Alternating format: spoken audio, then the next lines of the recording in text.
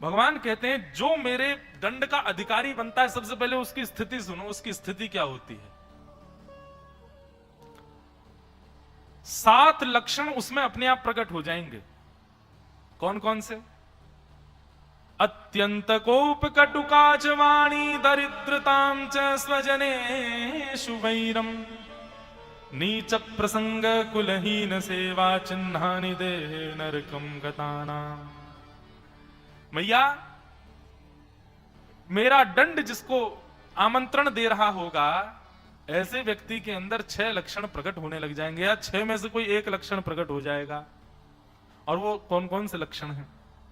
सबसे पहला, अत्यंत कोप, भयंकर भयानक गुस्सा। जिस क्रोध में आकर के महाराज ये भी नहीं देखते कहां क्या कर रहे हैं, बस तोड़ फोड़ मचा देते हैं, कुछ भी करते हैं। फिर ऐसा क्रोध यदि किसी को आ रहा है, तो जो लोग यहां कथा में बैठे हैं, वो लोग ऐसे व्यक्ति से कभी मिलने तो मन ही मन सोच लेना, ये दंडपाणी भगवान का शिकार है, इसको दंडपाणी भगवान लेने वाले हैं अपने हिरासत में। भयानक क्रोध। क्रोध बंधुओं कौन सा अच्छा है? देखो, क्रोध पूर्ण रूपेण तो जाएगा नहीं, पर क्रोध कैसा होना चाहिए? क्षणे तुष्टा क्षणे रुष्टा, रुष्टा टुष्टा क्षणे क्षणे। एक क्षण में नाराज, एक क्षण में प्रसन्न, फिर अगले क्षण में थोड़े नाराज, फिर प्रसन्न। मतलब एक क्षण में आप दिख रहे थे कि आप क्रोध में हैं, पर अगले क्षण में आपको देख के कोई कह नहीं सकता कि आप क्रोध में हैं। ऐसा क्रोध ठीक है, पर क्रोध सबसे ज्यादा खतरनाक कौन सा? जो कम ही ना होवे कभी, जो वर्धमान रहे, बढ़ता ही रहे। ऐसा भयानक क्रोध यदि किसी को आता है, तो उसको या तो समझाइए, बोले भैया इस प्रकार भागवत जी में वर्णन करते भगवान कपिल कह रहे हैं, बोले बहुत क्रोधी व्यक्ति, दंडपाणी भगवान उसको रिमांड पे लेते हैं। अत्यंत कोप। दूसरा, कटुकाच वाणी, जिसकी वाणी, जो अपनी बात बात पर अपशब्द बोलता है। कई लोग होते हैं वो बोलते हैं तो बिना गाली के नहीं बोलते, वो गाली देके ही बोलते हैं। ऐसे लोग जो बिना किसी अपशब्द कहे बोलते हैं, निश्चित ही दंडपाणी भगवान उनको छोड़ेंगे नहीं।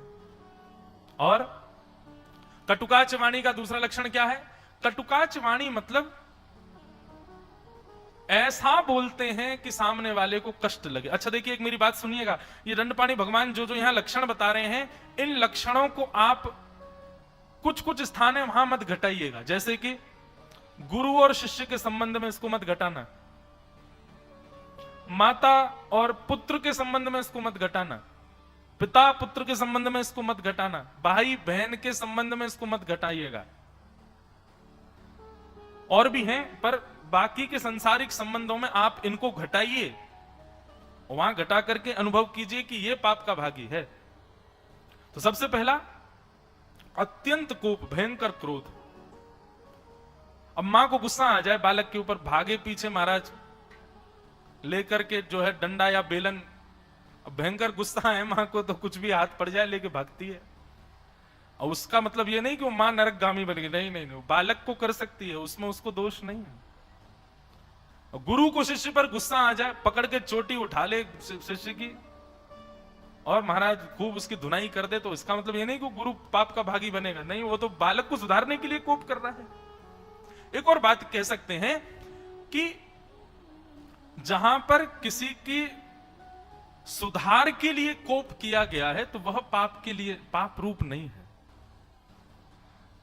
पर जहां क्रोध, जहां कोपित हम किसी को पूर्ण रूपेण व्यथित करने के लिए होते हैं, या पर उससे एक प्रकार की ईर्ष्या करते हुए उस पर क्रोध करते हैं, तब वह पाप का भागी बनता है। तो अत्यंत कोप।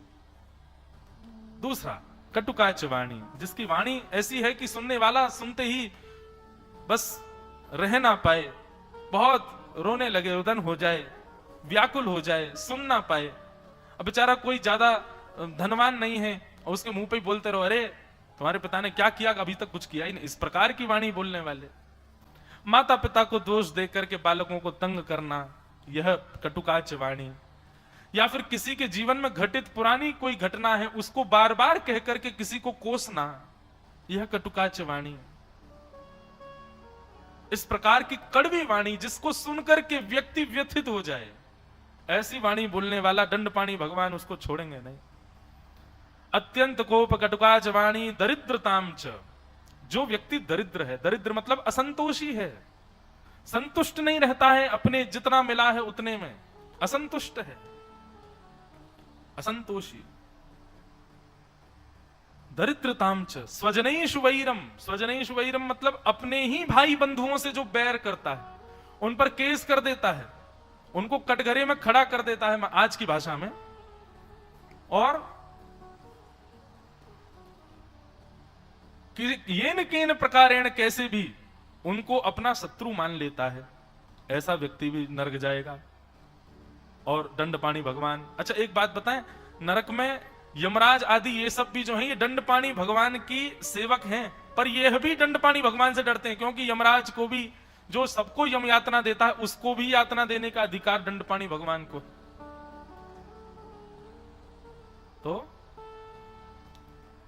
अत्यंत कोप कटुकाच वाणी दरिद्रताम च स्वजनेषु वैरम, नीच प्रसंग, जो नीच लोगों का संग करता है। तुम स्वयं तो नीच नहीं हो, पर जिनके संग रहते हो वो अत्यंत दूषित, कुछ भी खाने पीने वाले, गंदी विचारधारा रखने वाले, कुशित दूषित दृष्टि रखने वाले, ऐसे लोगों का यदि संग करते हो तो दंडपाणी भगवान उनको तो 100 डंडे मारेंगे, पर उनके साथ जो श्रेष्ठ व्यक्ति संग कर रहा था, वो भले ही खुद स्वयं गलत नहीं कर रहा था, लेकिन उनका संग कर रहा था, उस व्यक्ति को तो 200 डंडे मारेंगे दंडपाणी भगवान। क्यों? आप कहोगे मैंने कुछ गलत थोड़ी किया, मेरे दोस्त गलत करते थे। भगवान कहेंगे, बोले अच्छा तू था तो उन्हीं का दोस्त ना, तू चाहता तो सुधार सकता था, तेरे पास 2 ऑप्शन थे, या तो सुधार दे या त्याग कर दे, तेने दोनों ही नहीं किए, त्यागा भी नहीं और सुधारा भी नहीं, इसलिए तुझे ज्यादा दंड मिलेगा। और इसका प्रमाण है भीष्म पितामह। भगवान कहते हैं, पितामह मुझे कौरवों से अपेक्षा नहीं थी, मुझे आपसे अपेक्षा थी। कौरवों ने सब गलत किया, मैं सब सहता रहा, पर द्रौपदी का चीरहरण ये मुझसे बर्दाश्त नहीं हुआ, और आपके बैठे हुए, इसलिए कौरवों को इतनी पीड़ा नहीं हुई मृत्यु में, आपको ज्यादा पीड़ा दे रहा हूं मैं कहता हूं, मैं कहा करता हूं बंधुओं, फर्श पर सोया हुआ व्यक्ति कितना भी करवट ले ले वो गिरेगा नहीं, क्योंकि पहले से ही गिरा पड़ा है। गिरता वो है जो बिस्तर पर सोया है, जो ऊंचे तखत पर सोया है, वो करवट लेगा तो गिरेगा। ठीक उसी प्रकार मानिए, कई लोग ऐसा उदाहरण देते हैं कि पापी लोग, दुष्ट लोग, दूषित लोग महाराज जी कितना भी बुरा करें फिर भी उनके साथ में कुछ ऐसा लगता नहीं, ऐसा लगता है तो परम प्रसन्न है, इनके साथ तो सब बढ़िया ही बढ़िया हो रहा है, उनको इतना कष्ट क्यों नहीं होता जीवन में? क्योंकि वो पहले से ही गिरे हुए हैं, इसलिए उनको कष्ट की आवश्यकता नहीं, पहले से ही उनको इतना कष्ट मिलने वाला है बाद में। पर भक्त जो है वो बिस्तर पर सोया है, करवट लेगा, गलत करेगा तो गिरेगा भी और चोट भी ज्यादा लगेगी। इसलिए वैष्णव बनने से पहले सावधान रहिए, अधर्म कृत्य को करने से बचिए।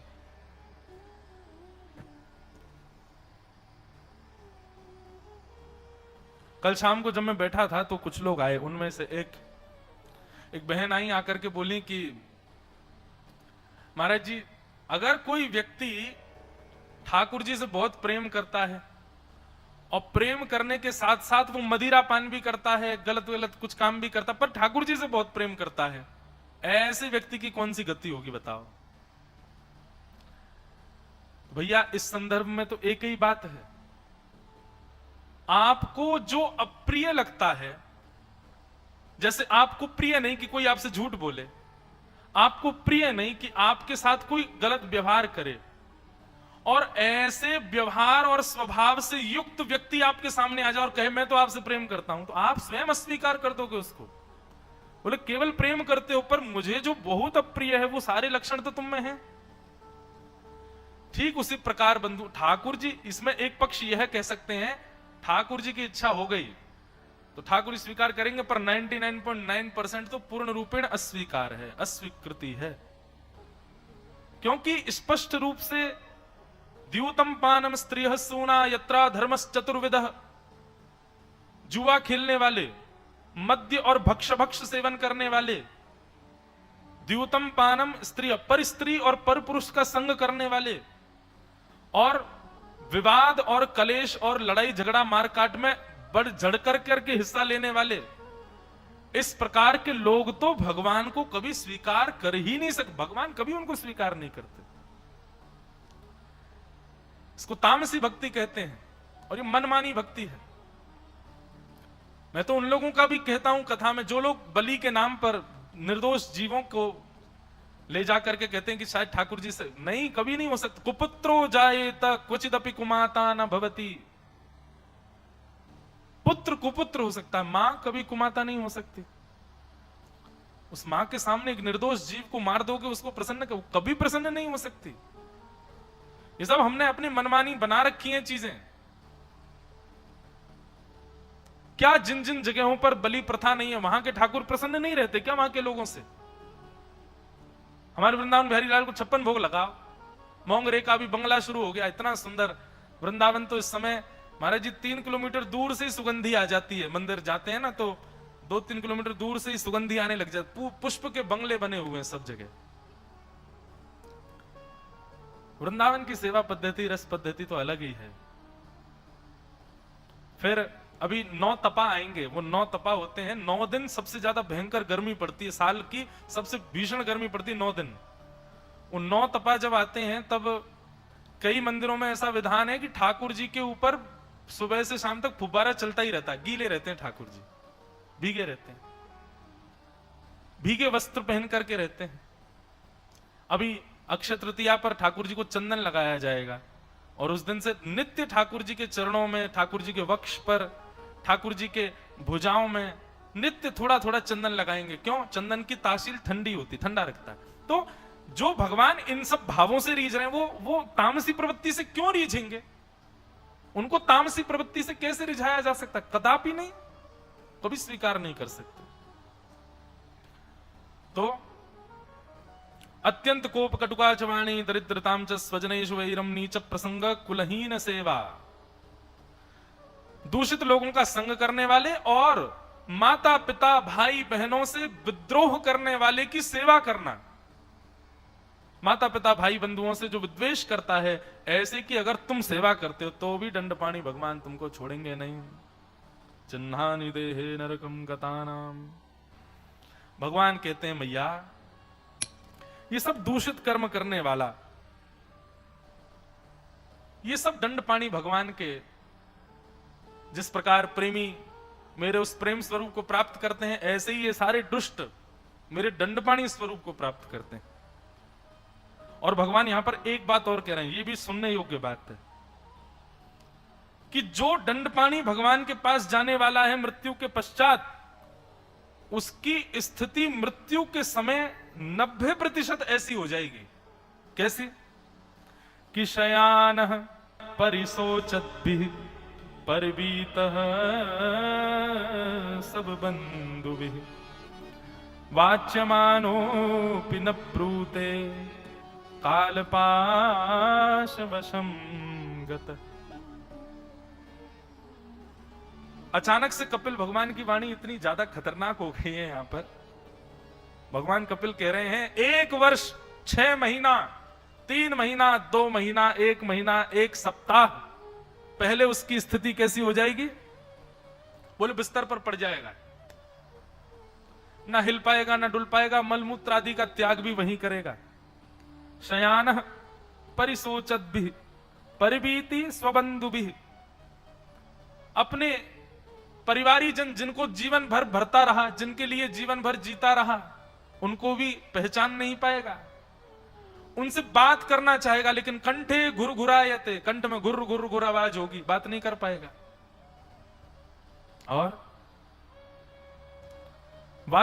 वाच्यमानोऽपि न ब्रूते, कुछ पूछेंगे तो बोलेगा नहीं। क्यों? क्योंकि दंडपाणी भगवान के एक हाथ में दंड है और दूसरे हाथ में काल पाश होता है, मतलब एक रस्सी होती है, उस रस्सी से उसके गले को जकड़ करके वो खींचे रहते हैं। और जो जैसा हो, अब ठाकुर जी की इच्छा, किसी को 1 हफ्ता तक पकड़ के रखते हैं, किसी को 1 महीना तक, किसी के 6 महीना पहले ही फंदा डाल देते हैं गले में, तो 6 महीना पहले ही बोल बंद, और वो बोल नहीं पाता, न ब्रूयते, उसकी ऐसी स्थिति हो जाती है मैया। प्रार्थना करने लग जाता है कि मुझे मार दीजिए नाथ, लेकिन मैया मेरे स्वरूप का एक दुर्गुण नहीं कहूंगा, पर हां एक लक्षण है कि ये बिल्कुल दया नहीं करता है।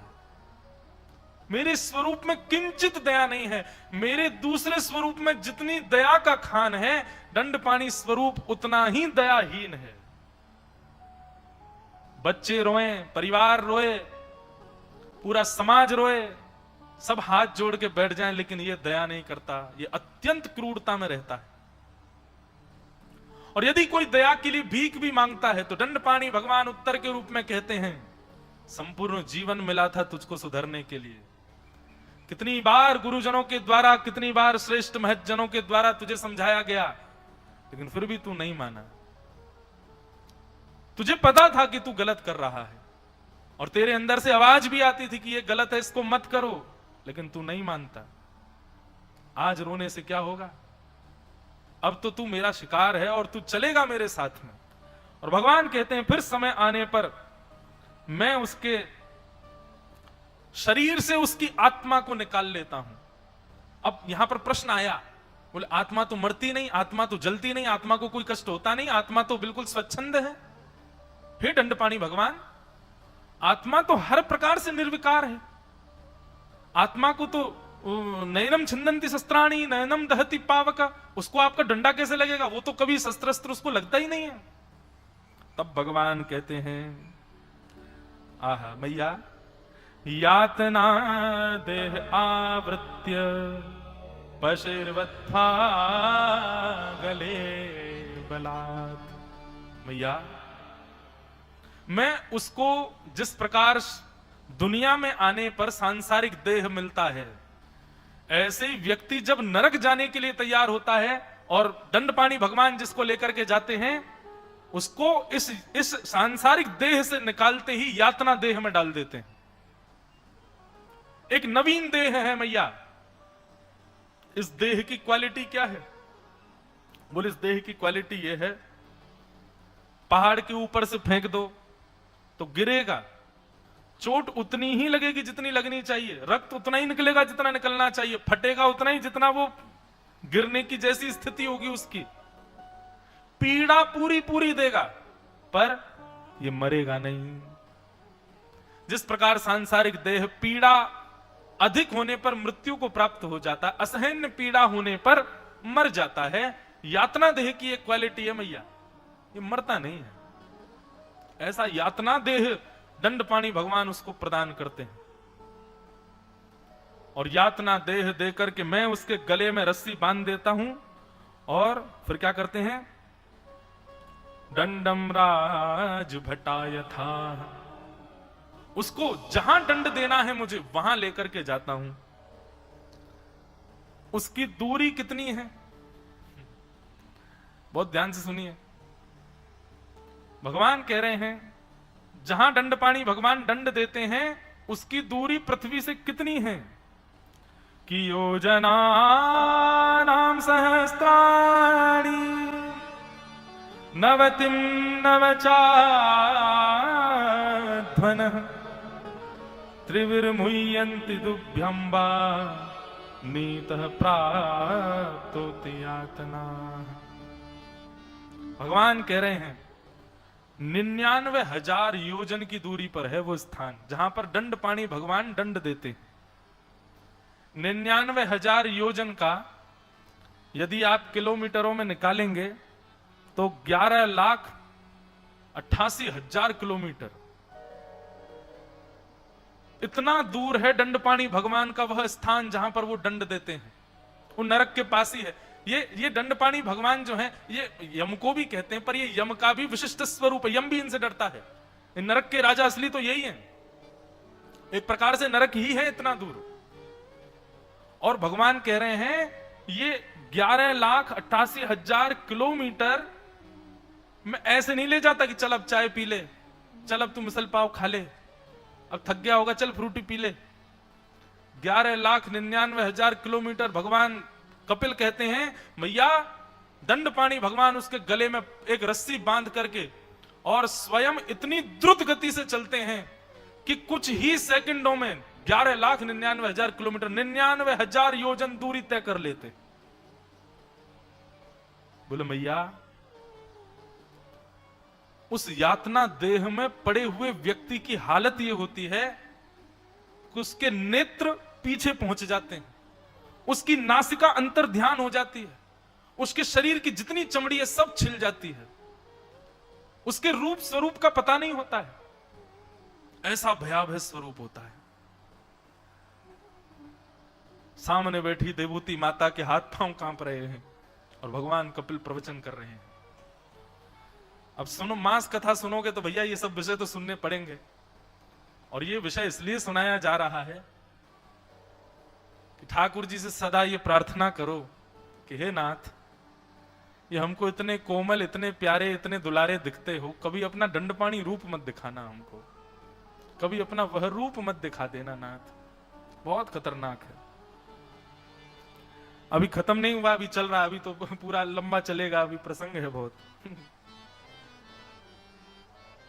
इसलिए भैया दंडपाणी भगवान से बचना है तो एक बात याद रखो, नहीं कर्म गति ताले ना ही डरी। तो दंडपाणी भगवान का एक दूत है जो उनको सब बताता है, और वो क्या है? हमारे कर्म, ये सब बताते हैं। हम भले ही भूल जाते हैं करके, पर ये कर्म को सब याद रहता है, और ये जाकर के श्री दंडपाणी भगवान को सब लिखा देता है। बोलिए ये किया इसने?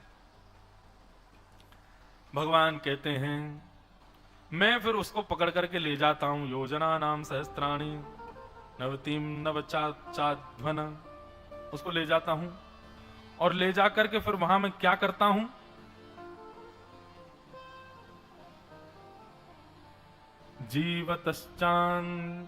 जीवतश्चांत भूयाध्वार श्रगद्धैर्यम साधने सर्प वृक्षि कंद साध्यैर दशद्भे चात्म वैषमम। भगवान कह रहे हैं सबसे पहले, मुझे तो पढ़ करके बड़ा हंसी आ रही थी, पर श्री कपिल भगवान कह रहे हैं दंडपाणी भगवान जब किसी को लेकर के जाते सबसे पहले क्या करते हैं? बोले मैया वहां पर एक यंत्र है दंडपाणी भगवान का। बोले यंत्र कैसा है? बोले जिस प्रकार के आधुनिक यंत्र आजकल उसमें फल डालो तो जूस निकल आता है, ऐसे एक यंत्र है दंडपाणी भगवान का, उसमें वो उस जीव को जिसको वो पकड़ के ले गए उसको डाल देते हैं, पल्ली तरफ तो उसका कचूमर निकलता है और नीचे उसका सारा रस निकल करके आता है, और फिर वही रस उसी को ही पिला दिया जाता है।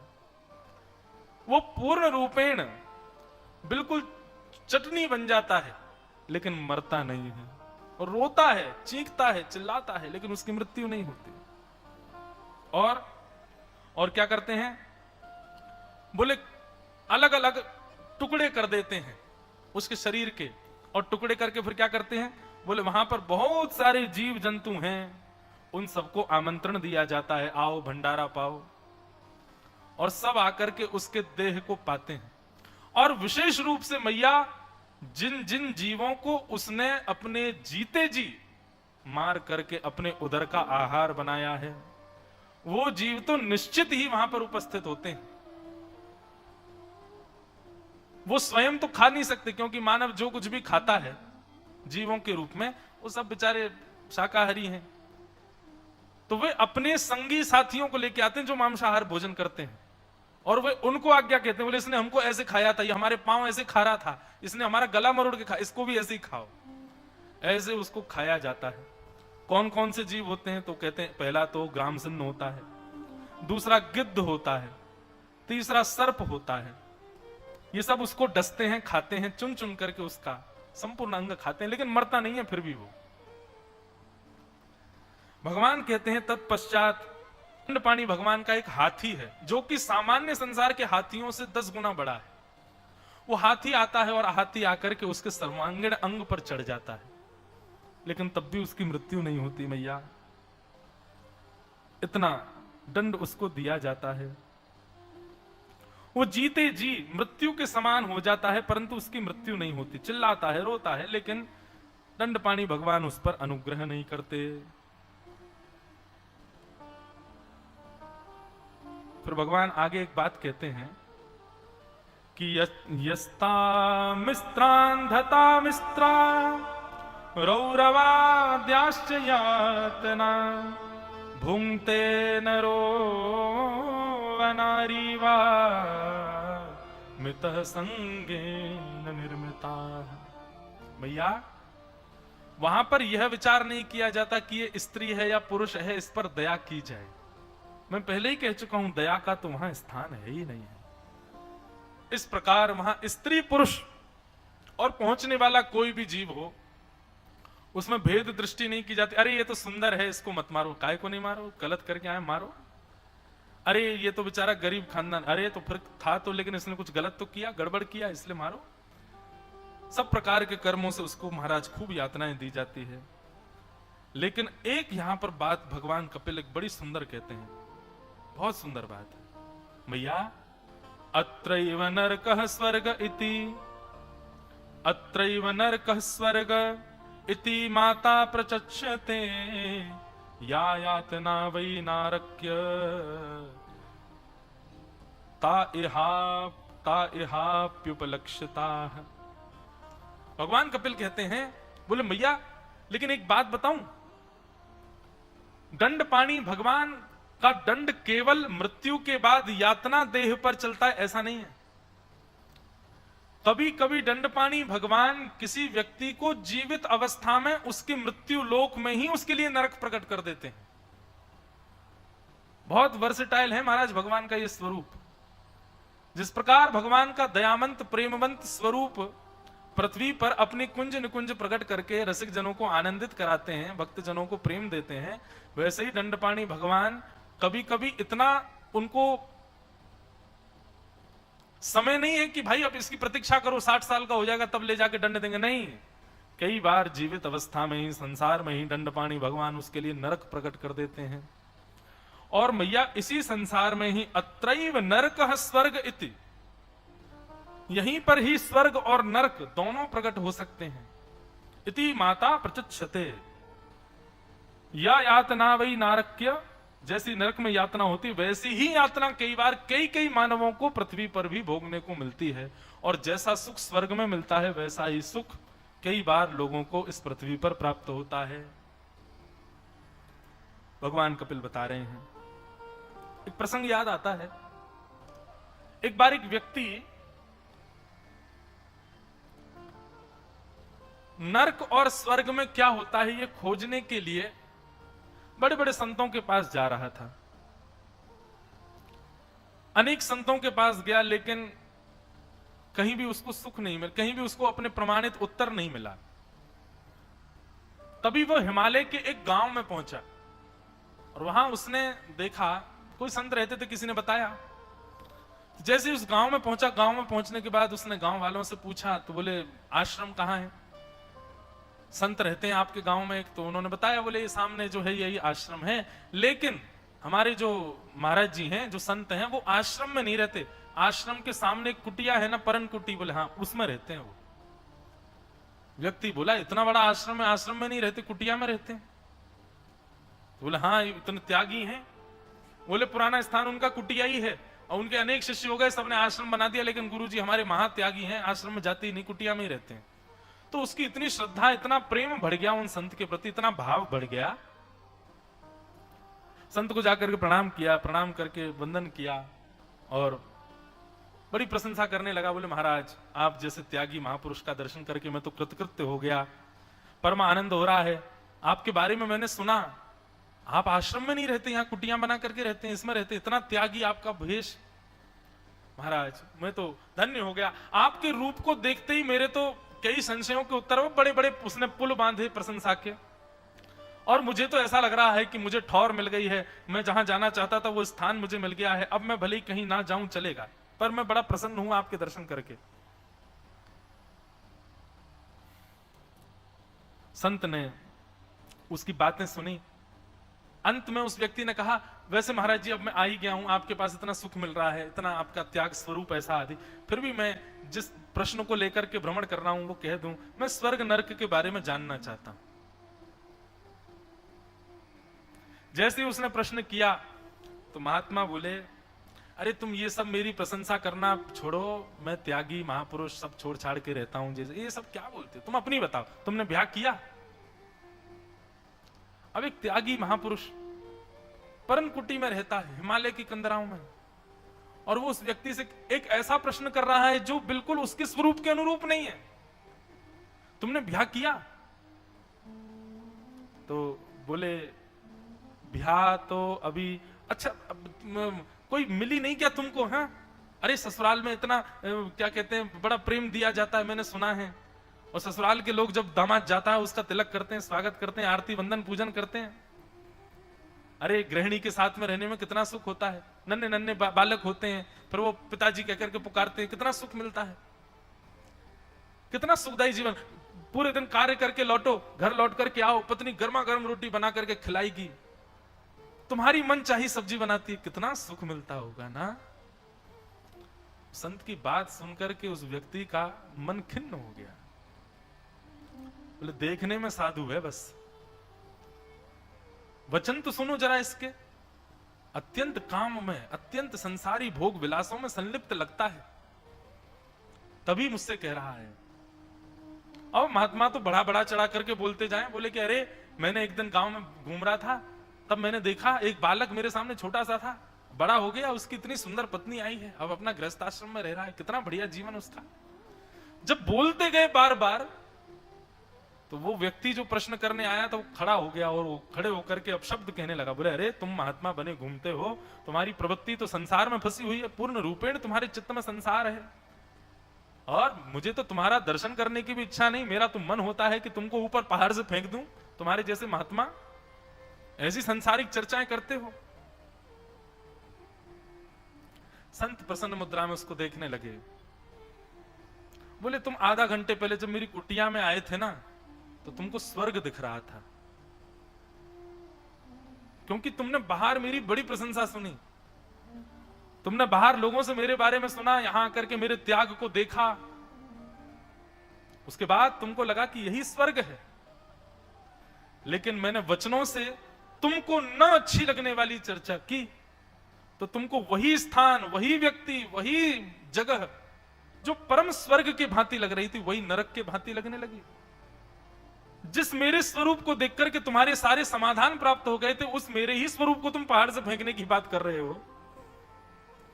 जिस मेरे स्वरूप के तुम चरणों में गिर रहे थे, उसी मेरे स्वरूप के अब छाती पर खड़े हो गए हो मारने के लिए। ये नरक है। व्यक्ति को जो प्रिय लगता है वो उसे प्राप्त हो जाए तो उसी को वो स्वर्ग मान लेता है, और व्यक्ति को जो अप्रिय लगे वैसा यदि कुछ उसके साथ हो जाए उसी को वो नरक मानता है। पर जिसके चित्त में ना तो प्रिय वस्तु है और ना किसी वस्तु के प्रति अप्रियता है, वो व्यक्ति ना तो स्वर्ग में है, ना नरक में है, ना पृथ्वी पर है। ब्रह्म सौख्यम त्वनंतम, वो साक्षात वैकुंठ में है। इसलिए ये स्वर्ग नरक दोनों यहीं प्रकट। मैंने तो बहुत सामान्य सा एक उदाहरण दिया स्वर्ग का, नरक का, पर नरक तो श्री दंडपाणि भगवान बड़े विचित्र विचित्र रूपों में यहां पर प्रकट करते हैं। इस प्रकार भगवान बताते हुए कहते हैं, क्रमशः अमनुक्राम्य पुनराताव्रजेच्छुषि। भगवान कहते हैं, भैया भले ही दंडपाणि भगवान का सुंदर रूप जो कि अत्यंत आपको भयभीत कर रहा है, दंडपाणि भगवान का दंड, दंडपाणि भगवान का स्थान एवं वहां होने वाली समस्त घटनाओं से आप भयभीत हो रही हो, परंतु फिर भी यह बहुत आवश्यक है। क्यों? क्रमशः समनुक्रम्य पुनरत्राव्रजेच्छुषि। भगवान कहते हैं एक प्रकार से जो जीव वहां गया है, जिसके बारे में आपने सुना 99,000 योजन चल करके गया, उसके साथ ऐसा हुआ, ऐसा हुआ, ऐसा हुआ, ऐसा हुआ, दंडपाणी भगवान का भी नियम है कि जितने कर्म हैं उतनी देर ही उसको दंड देते हैं, और जैसे ही मैया उसके कर्म के अनुसार किए गए अवधि पूर्ण होती है तब उसको दंडपाणी भगवान का दर्शन नहीं होता। वो वहां अपने किए हुए कर्मों को जब भोग लेता है तब भोगने के बाद दंडपाणी भगवान अदृश्य हो जाते हैं। वो सारी दूषित वस्तुएं वहां से अंतर्ध्यान हो जाती हैं, सब कुछ वहां से पुनर्गायब हो जाता है। दंडपाणी भगवान का दर्शन नहीं होता उसको। क्यों? क्योंकि अब वो परम पवित्र हो गया है, अब वो परम शुद्ध हो गया है। और जब वह परम पवित्र और परम शुद्ध हो जाता है यातनाएं भोग करके, तब उसका क्या होता है? बोले पुनश्च उसको पृथ्वी पर भेज दिया जाता है, जाओ जा करके कर्म करो, और अब की बार ऐसे कर्म करके आना कि दंडपाणी भगवान के हाथ ना पड़े। इस प्रकार मैया दंडपाणी भगवान केवल उतना ही दंड देते हैं जितने कर्म खराब हैं, उससे अधिक नहीं देते। उससे उसकी अवधि पूर्ण होते ही दंडपाणी भगवान ऐसा भी नहीं है कि उसको बोल जाते हो कि यार चल तेरे दंड पूरे हो गए, ना, इतनी दया ही नहीं है उनमें, वो अंतर्ध्यानी हो जाते हैं वहां से, और उस व्यक्ति का फिर पुनश्च जन्म होता है। अच्छा एक बात बताऊं बंधु, यहां पर भगवान कपिल एक बात कह रहे हैं, जो जन्मा है, बहुत सावधानी से सुनिएगा, जो संसार में जन्मा है यह निश्चित है कि वो दंडपाणी भगवान से मिलके ही आया है। संसार में जन्म लेने वाला व्यक्ति, पुनर्जन्म जो हमारा हुआ है ये निश्चित है कि श्री दंडपाणी भगवान ने, हम लोग उनके पास कुछ दिन रह करके तो आए हैं। फिर उसके बाद भगवान बताते हैं, अब यहां प्रसंग दूसरा प्रारंभ हो जाता है। दंडपाणी भगवान का प्रसंग पूर्ण हो गया, अब यहां प्रसंग प्रारंभ होता है। वही जीव जो यातनाएं भोगी हैं जिसने, वो जब पृथ्वी पर आता है तब उसके साथ फिर क्या होता है, और वो किस प्रकार या तो मुझे प्राप्त करता है या फिर से दंडपाणी भगवान के पास चला जाता है। भगवान यहां वर्णन कर रहे हैं कि कर्मणा देवनेत्रेण जंतुर्देहोपपत्तये स्त्रियाः प्रविष्ट उदरम पुंसो रेतः कणाश्रय। भैया वही व्यक्ति जो दंडपाणी भगवान के यहां अपने सारे भोग भोग लेता है, फिर वहां शुद्ध होकर के, पवित्र होकर के, पूर्ण रूपेण अपने कर्मों से निवृत्त होने के बाद वह पुनश्च एक माता के गर्भ में आ जाता है। मातृगर्भ में उसका जन्म होता है। मातृगर्भ में जन्म वो पहुंच जाता है। 1 महीना, 2 महीना, 3 महीना, 4 महीना, 5, 6 महीने तक तो कुछ नहीं, लेकिन जैसे ही उस बालक का 7वां महीना प्रारंभ होता है, तत्र लब्धा स्मृति देवा कर्म जन्म सतोद्भवम् स्मरन् दीर्घं मनुच्छासं शर्म किं नाम विन्दते। बहुत सुंदर प्रसंग है। यहाँ जंतु की स्तुति है। गर्भगत जो व्यक्ति होते, हम सब ने स्तुति भगवान की, बहुत अच्छा प्रसंग है, सुनिए। इसके बाद कपिल देवभूति संवाद हम विश्राम करेंगे आज।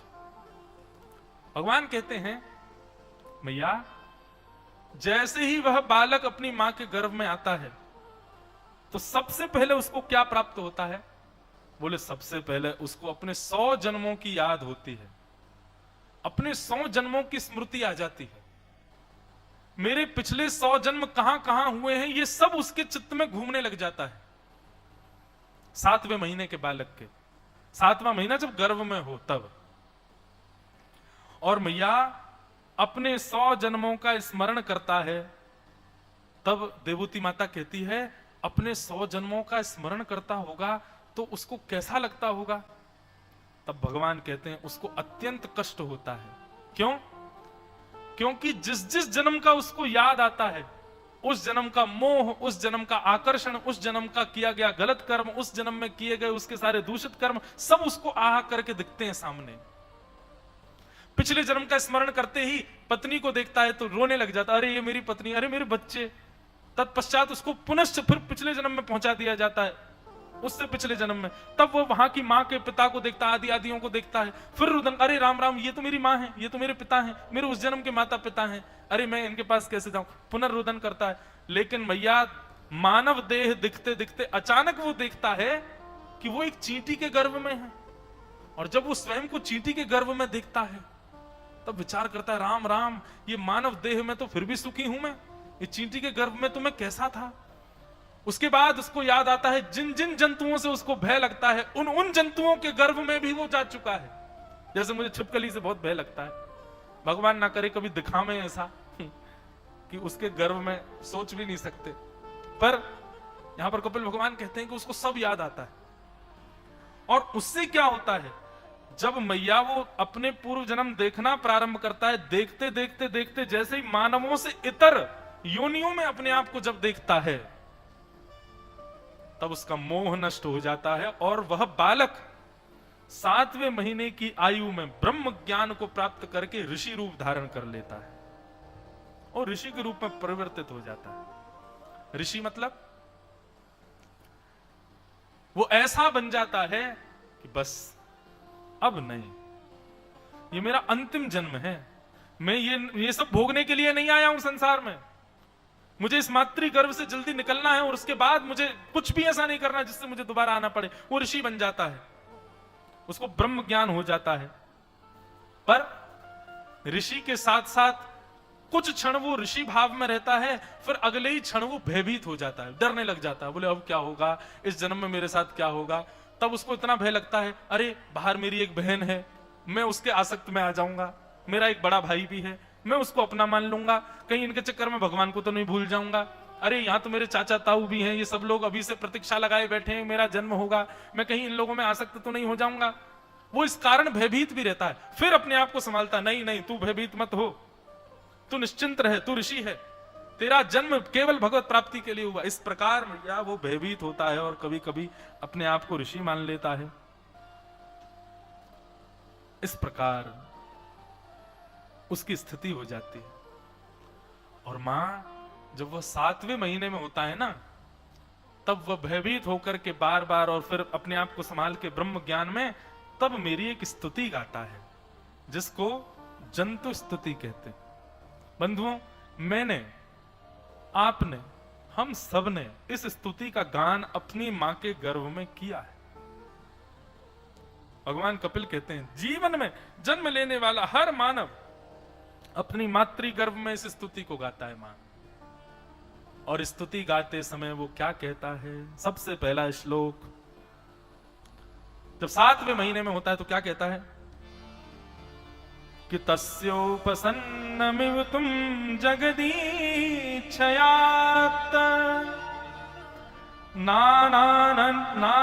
नानातनोर्भुवि चल चरणारविन्दम् सोहम व्रजामि शरणं हुकुतोर्भयं मे ये निद्रशी गतिरदस ससतो नुरूपा। भगवान कहते हैं वो गर्भगत जीव पहला तो मेरा धन्यवाद करता है मैया, और धन्यवाद करते हुए मुझसे कहता है, बड़ी उपमाएं दी हैं भगवान को, हे सहस्त्रबाहु भगवान, हे सहस्त्रमुख वाले भगवान, हे अपनी इच्छा मात्र से पृथ्वी को चलाने वाले, आदि आदि सब क्रियाओं में रत रहने वाले, हे साक्षात परमेश्वर, आपका बहुत बहुत धन्यवाद जो आपने मुझे एक अवसर दिया है। ये अवसर मुझे मिल रहा है निवृत्त होने का। मैं कथाओं में कहा करता हूं, मानव देह अवसर है। आप अन्य जीव को देखते हैं तो उस समय चिंतित हुआ कीजिए कि अभी इसको और भटकना है, पर जब स्वयं को जब दर्पण में देखते हैं ना, तब चिंतन किया कीजिए कि ये मुझे अवसर मिला है, इस अवसर को मैं गवाऊं ना, इस अवसर का मैं सदुपयोग कर लूं। बहुत कर लिया मैंने जो मुझे करना था संसार का, अब मेरे पास समय है, अब चेतना हो गई। बंधुओं, जिस समय कथा में आपसे मैंने ये बात कही कि ये अवसर है, उसी समय आपको समझ जाना चाहिए। मानो मैं नहीं कह रहा हूं, स्वयं ठाकुर जी मेरे मुख से कहवा रहे हैं आप सबको कि भाई अब चेत जाओ। उठ जाग मुसाफिर भोर बही, अब नैन कहां जो सोवत है। उठ जाग मुसाफिर भोर भई, अब नैन कहां जो सोवत है। जो सोवत है सो खोवत है। जो जागत है सोई पावत है, जो सोवत है जो जागत है सोई पावत है। कथा में यदि व्यास ने ये बात अंकित करके कही है तो इसका मतलब उस क्षण के लिए उसको विष्णु स्वरूप मान लीजिए। साक्षात नारायण ही तुमसे कह रहे हैं अब जाग जाओ, अब संभल जाओ, अब समय नहीं है तुम्हारे पास। अब तक जो किया उन सबको एक किनारे कर दो। अब तुम्हारा नवीन जन्म हुआ है, अब अपनी चित्त वृत्ति, मनोवृत्ति, अपने देह वृत्ति सबको संभालो और लगो उस क्रिया में जिससे मेरी प्राप्ति हो। तो वह जीव मेरी स्तुति गाता है। अब स्तुति तो बहुत बड़ी है, लेकिन फिर एक श्लोक में क्या कहता है महाराज जी, इस पूरी स्तुति में इतनी विलक्षणता है। वह जंतु अब भगवान से क्या कह रहा है सुनिए कि देहान्य देह विवरे जठराग्निशज्ञन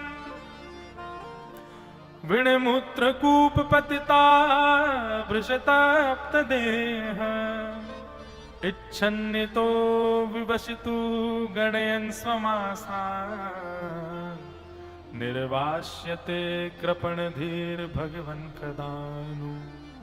नाथ, ये मैं ऐसे मलमूत्र के कुएं में पड़ा हूं, यहां ये मेरी अमुक अमुक माता कुछ भी खाती है, कुछ भी धारण कर लेती है, वो सब मल बन जाता है और उस मल में मेरा सर पड़ा रहता है ठाकुर जी 24 घंटे। यहां इस मल से उत्पन्न होने वाले छोटे छोटे जीवाणु ये मेरे तन को काटते हैं। यहां आने वाली अत्यंत दूषित दुर्गंध से मेरा हृदय विचलित होता है। प्रभु, मैं तो दिन गिन रहा हूं, मास गिन रहा हूं, 7 महीने हो गए, अभी 2-3 महीने और लग जाएंगे मुझको आने में। नाथ कृपा करो, कैसे भी मुझ पर अनुग्रह करके यहां से मुझे निकालिए। नाथ, मैं नहीं रह पा रहा हूं यहां पर। एक बात कहें बंधु, जन्म लेते ही बालक को आप देखिए, उसके तन का स्पर्श करिए, उसके स्वभाव, उसकी बुद्धि, उसका सब कुछ शून्य होता है। उसके तन का स्पर्श करोगे अत्यंत कोमल होता है। ठीक वैसा ही होता है वो बालक जैसा एक ऋषि होता है, जैसा एक संत होता है, जैसा कोई महापुरुष होता है। उसके जन्म लेते ही माला पहना दो, वो खुश नहीं होगा। उसके जन्म लेते ही उसको गाली दे दो, वो दुखी भी नहीं होगा। इसका मतलब ये मत समझिएगा कि वो विवेकी नहीं है, वो जानकार नहीं है इसलिए ऐसा है। नहीं, जन्म लेते ही बालक कुछ क्षण के लिए विवेकी रहता है। अभी आगे भगवान यहाँ एक एक चीज वर्णन करेंगे, जन्म लेने तक की स्थिति बता देंगे कैसी क्या होती है। भगवान कहते हैं वो मेरी स्तुति गाता और स्तुति गाकर कहता, नाथ मुझको यहां से निकालो, जल्दी निकालो, मैं नहीं रह पा रहा हूं यहां पर। मैं आपको वचन देता हूं, अब मैं इतना भजन करूंगा, जीवन में कभी इस गर्भ में नहीं आना पड़ेगा मुझको।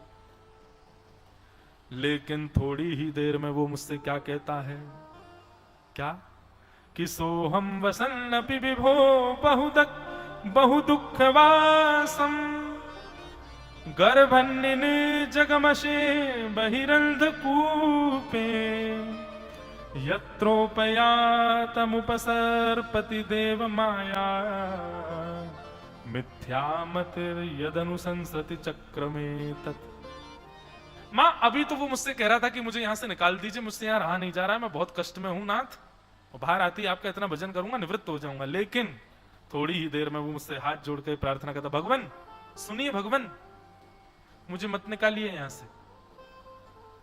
यहां केवल मलमूत्र की दुर्गंध ही तो है, यहां केवल मां के गर्भ में जो छोटे छोटे जीवाणु हैं उनके काटने का कष्ट ही तो है।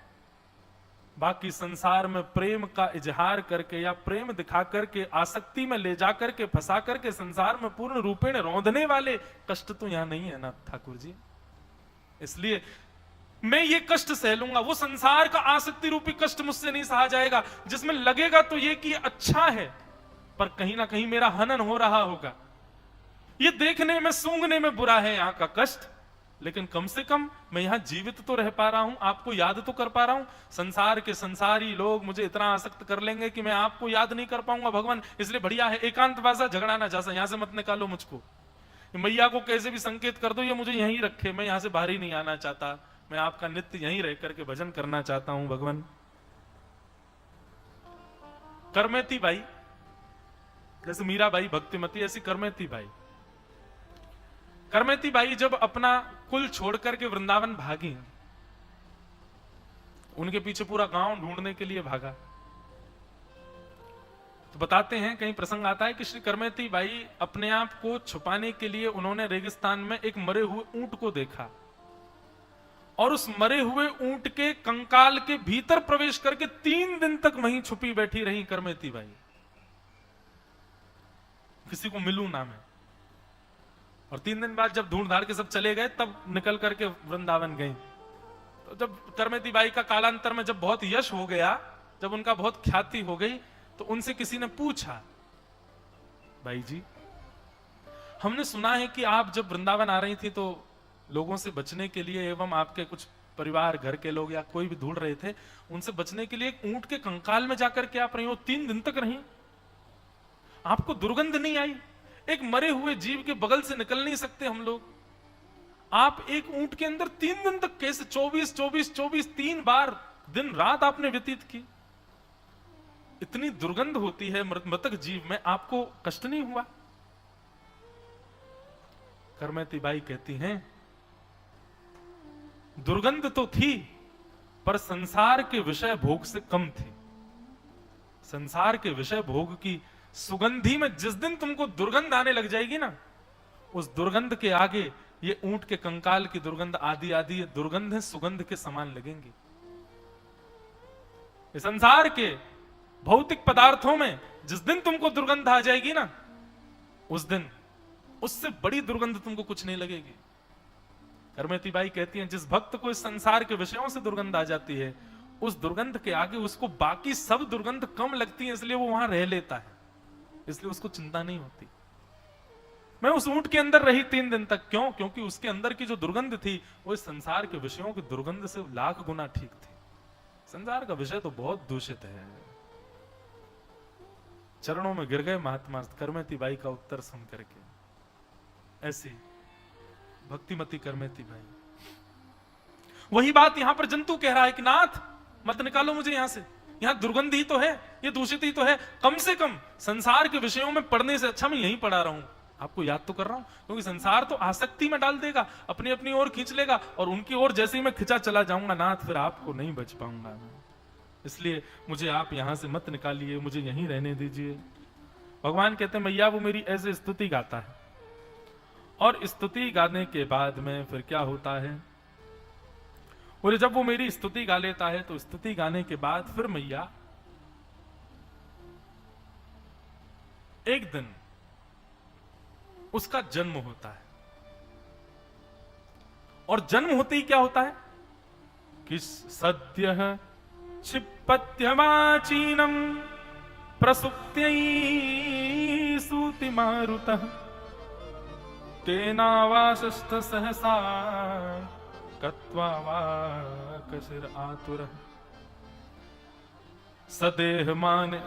सद्देहेन मानेन वर्धमानेन मन्युना। मैया उस बालक का जन्म होता है, और जन्म लेते ही वो बालक, उसने मुझसे जितने वचन कहे, जितने उसके पास ब्रह्म ज्ञान हुआ था, जितना उसको 100 जन्मों की स्मृति थी आदि आदि, वो सब जन्म लेते ही विस्मृत हो जाता है, सब भूल जाता है। वो जन्म लेते ही उसके अंदर से सारे विकार चले जाते हैं। और फिर क्या होता है, बोले देहेन सह देहेन मानेन वर्धमानेन मन्युना। 3 ही चीजों का वर्धन होना शुरू हो जाता है जन्म लेते ही। सबसे पहला देहेन, उसका शरीर बढ़ने लग जाता है। दूसरा मानेन, मानेन का मतलब क्या है, इच्छाएं। जन्म लेते ही, जैसे आपके जन्म का जो समय है उसके प्रथम क्षण में ही आपने रुदन किया होगा, और वो रुदन दुग्ध की इच्छा से किया होगा, वहीं से इच्छा प्रारंभ हो जाती है मैया। तो सबसे पहले देह वर्धमान होता है, उसके बाद उसका मान, उसकी इच्छाएं वर्धमान होती हैं, और फिर तीसरा मन्युना, धीरे धीरे धीरे धीरे उसके समस्त भाव और मान, अब मान भी बढ़ने लग जाता है। मन्युना, मन बढ़ने लग जाता है। इन 3 चीजों का वर्धमान होने लग जाता है मैया। और जैसे ही इन 3 चीजों का वर्धमान होता है, निकलते ही सब भूल जाता है। वो बालक बहुत रोता है, रुदन करता है, जोर जोर से रोता है, और उसका रुदन जो पूरे विश्व को हंसाता है, जिसको देख करके सब आनंदित होते हैं, हंसते, मानो जीवात्मा कह रहे हो तू कितना भी भजन करके आया हो भीतर, मातृ गर्भ से बाहर आने के बाद अब तुझे फंसना तो कर्म में ही है और हम ही तुझको फंसाएंगे। उसके परिवार के लोग देख करके हंसते हैं मैया। वो बालक तो अबोध होता है, उसको ये परिवार ही सिखा देता है, ये तेरे माता जी, ये तेरे पिताजी, ये तेरे चाचा, ये तेरे ताऊ जी, ये अच्छे आदमी, ये बुरे आदमी, यहां जाना चाहिए, यहां नहीं जाना चाहिए, ऐसा करना चाहिए, ऐसा नहीं करना चाहिए। वे ही सब हंसते हैं कि अरे तू कितना भी भगवान को बच के आया हो, लेकिन तेरा निर्माण तो हम ही करेंगे, हम ही तेरे को बनाएंगे। और उस प्रकार सब परिवार के लोग उसको देख करके खूब हंसते हैं। मैया वह पूर्ण शुद्ध होता है जन्म लेते समय, पर संसार में आते ही असदता उसके भीतर आने लग जाती है। पर मैया मैं आपको एक बात कहना चाहता हूं। तब भगवान इस विषय को पूर्ण करते हुए कहते हैं, क्या यद्य संधि पति पुनः शिष्णोदर कृतोद्यमैः अस्थितो रमते जंतु तमो विशति पूर्ववत। बोले मैया, लेकिन फिर भी यदि वो व्यक्ति अपने आप को इस जन्म में संभाल ले और पुनश्च वो सब क्रिया ना करे जो वो अभी तक करता आया, जिसके कारण उसको दंड पानी भगवान के पास जाना पड़ा, जिसके कारण नरक यात्राएं भोगनी पड़ी, उन सब कार्यों को यदि वो अपने इस जन्म में नहीं करता है तो वो इस जन्म का अवसर पाकर के वैकुंठ चला जाएगा, जहां से दोबारा नहीं आना पड़ता है। लेकिन यदि उसने पुनः फिर से जन्म लेने के बाद ये सब यातनाएं करनी प्रारंभ कर दी तो उसके साथ क्या होगा? बोले जंतस्तुमो विशति पूर्ववत, जैसे पूर्व में उसके साथ हुआ था वैसे ही दंड पानी भगवान फिर ले जाएंगे, आदि आदि सब उसके साथ में होगा। अच्छा, यहां पर कपिल भगवान एक संकेत और करते हैं कि जब दंड पानी भगवान देखते हैं कि एक ही जीव तीसरी बार मेरे पास आया है, जब दंड पानी भगवान देख लेते हैं कि इसको एक बार मानव बनाया, फिर दूषित करके आ गया, फिर तीसरी बार दूसरी बार करके आ गया, फिर तीसरी बार फिर से आ गया, तो अब की बार उसको दंड तो देते हैं और दंड के बाद फिर उसको किसी योनि में भेजते हैं, मतलब उसको मानव नहीं बनाते, उसको फिर योनियां दी जाती हैं और फिर उनमें भी वो भोगता ही रहता है मैया। फिर वो 84 लाखों में भटकता, फिर उसका मानव बनने का अवसर बहुत वर्षों बाद आता है, कल्पों बाद आता है। इसलिए मानव बने हो, पीठ थपथपाइए, कल्पों बाद अवसर मिला है हमको मानव बनने का, इस मानव देह का हमको दुरुपयोग नहीं करना है।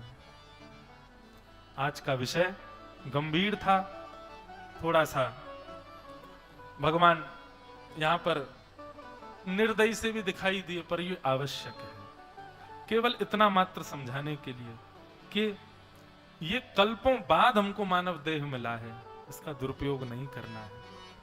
हमारी एक ही गति होनी चाहिए कि हमें श्यामा श्याम प्राप्त हो, बस, और कोई नहीं। राम गुण गायो नहीं, भजन नहीं गाएंगे हम, पद सुनाते। कबीरदास जी का एक पद है, श्री कबीरदास जी क्या कहते हैं? दंड पानी भगवान की जो दूत है, एक दूत है दंड पानी भगवान का, जो उनको आपके बारे में सब कुछ बताता है कि आपने कब कब कहां कहां क्या क्या किया था।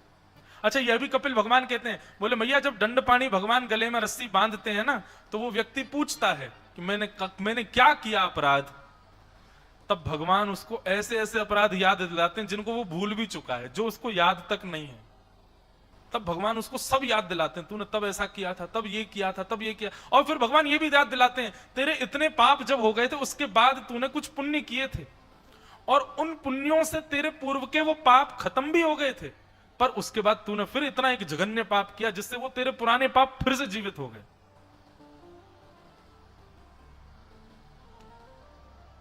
तो दंड पानी भगवान का एक दूत है जो उनको सब बताता है, और वो क्या है? कर्म, हमारे कर्म। दंड पानी भगवान का दूत है। कबीरदास कहते हैं, कर्म गति तारे नाही टले, कर्म गति ताले नाही टले। कर्म से मिलने वाली गति यानी कि दंड पाणी भगवान का आश्रय, उसको कितना भी टाल लो वो टलेगा नहीं। आपने कर्म जैसे किए हैं भोगना तो पड़ेगा। कर्म गति टाले नाही टले, कर्म गति तारे नाही टले। मुनि वशिष्ठ से पंडित ज्ञानी, मुनि वशिष्ठ से शोध के लग्न धरी,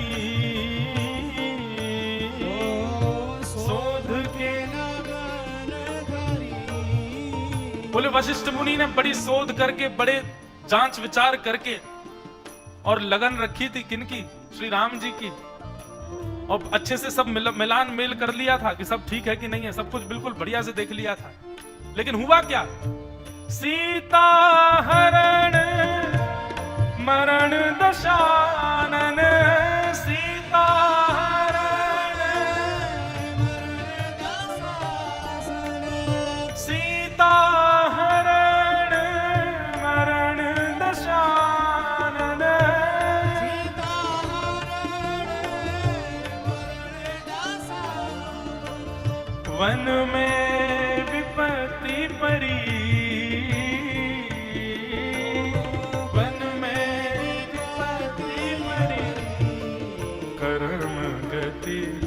ताले नाही टरे, कर्म गति ताले नाही टरे, कर्म गति ताले नाही टरे।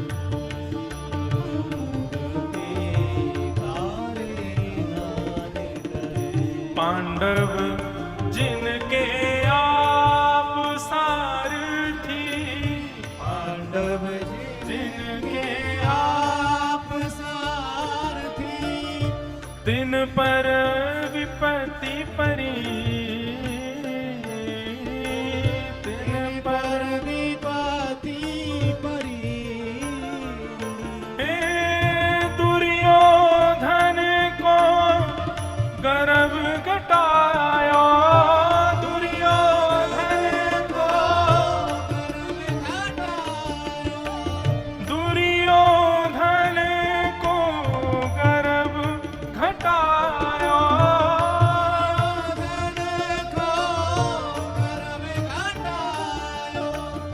यदुकुल नाश करी,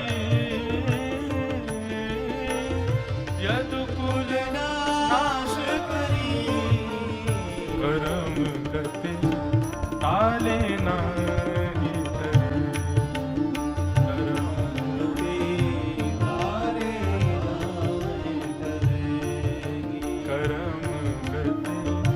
ताले नाही टरे, कर्म गति ताले नाही टरे। बोलो भक्तवत्सल भगवान की।